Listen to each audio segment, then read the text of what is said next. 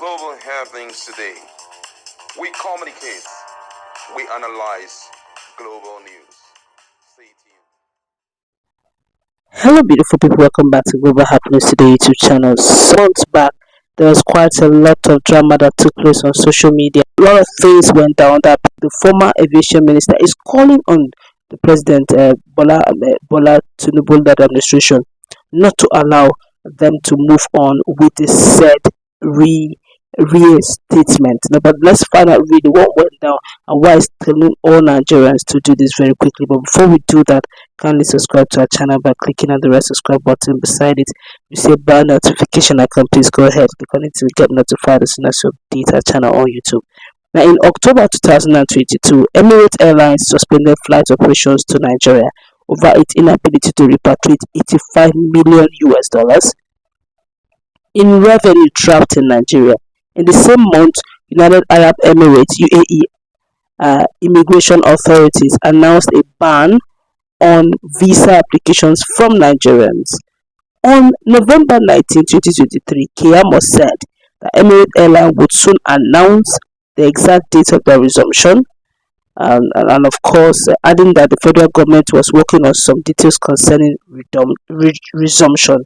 Now, 6 months later, Emirates Airlines said that flight operations to Nigeria will resume on October 1st.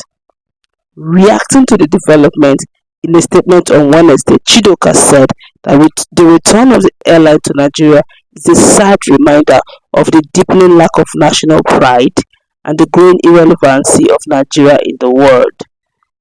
According to Chidoka, the audacity of the airline to return to Nigeria risks the contempt and disdain towards our nation. The action of the government of UAE and their airline Emirate, from the unwarranted visa ban on all Nigerians to the suspension of flights, have been nothing short of a blatant attack on the dignity of Nigerians, he said. Now, during my time as aviation minister, I'm still quoting Chidoka, he said, during my time as an aviation minister, Emirates Airlines enjoyed an unprecedented 2 slots to Lagos and 1 slot to Abuja, granted by my predecessor and sustained over the years. Now, this gesture showed that Nigerians' desire to forge close relationships and build regional alliances in the Gulf. Yet, when Nigerians faced economic challenges, Emirates shamelessly abandoned us, while other airlines stood by us. Emirates Airlines, arguably the wealthiest airline in the world, was the only airline that suspended operations. All the African and European airlines, equally owned by the Nigerian government, continued operating and weathered the storm with us as a people, a remarkable show of solidarity and a vote of confidence on a market they had enjoyed for decades.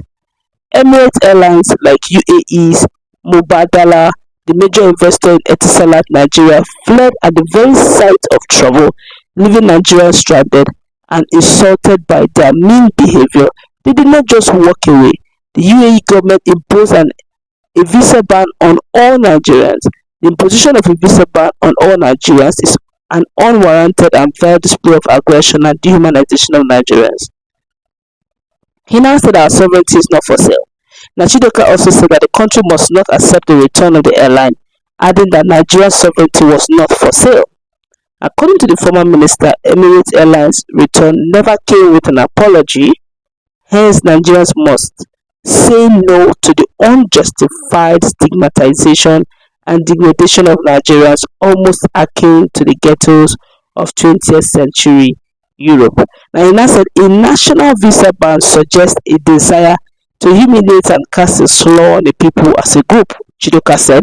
And the behavior of the UAE government and their airline is an unprovoked move, and Nigeria should insist on a wholesome redress.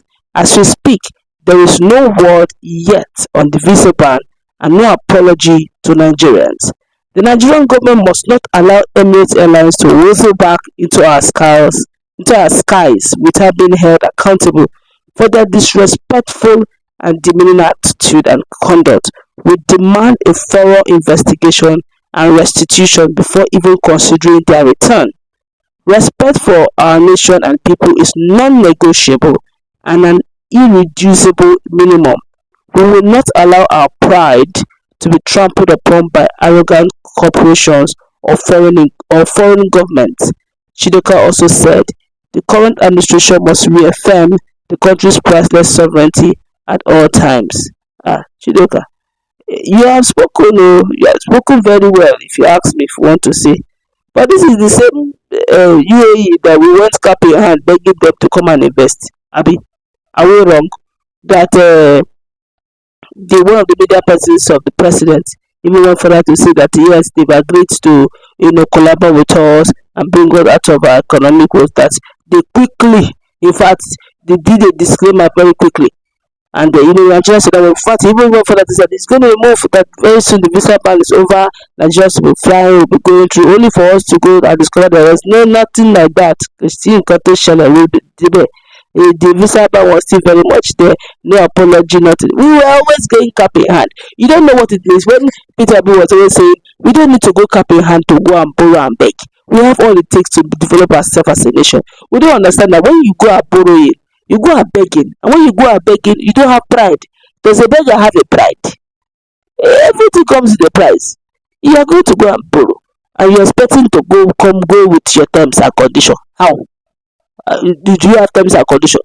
It's the creditor that have terms and condition. You that you are the debtor, you will calm down. Whatever the creditor says is terms and condition. If it's okay with you, you take. If it's not okay with you, you go.